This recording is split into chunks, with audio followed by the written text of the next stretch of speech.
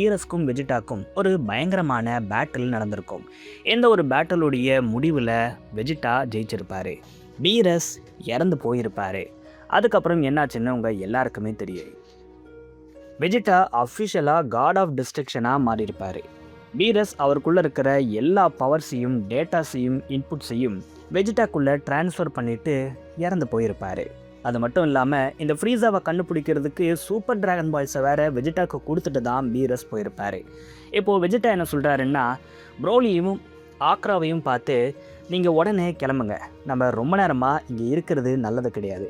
Super dragon balls எல்லாம் ரொம்ப நேரமாக ஒரு இடத்துல வச்சுருக்கக்கூடாது. நம்ம உடனே இதை யூஸ் பண்ணி ஃப்ரீஸாவை கண்டுபிடிச்சி அவனை கொன்னே ஆகணுங்கிற மாதிரி வெஜிடா சொல்கிறாரு.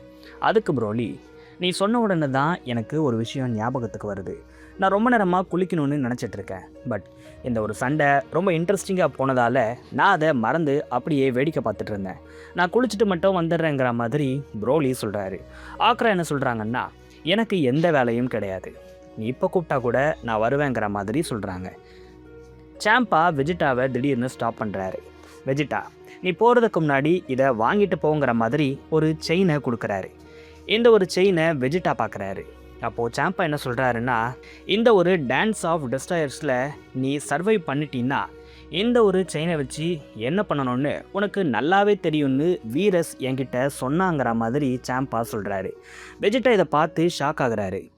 இவ்வளோ வருஷமாக வீரஸ் தான் இதை வச்சுருந்தானா, என்னால் நம்பவே முடியலங்கிற மாதிரி அவர் யோசிக்கிறாரு. யோசிக்கிறதோடு நிறுத்தாமல் அவருடைய டிஸ்ட்ராயர் ஃபார்மை ஆக்டிவேட் பண்ணுறாரு.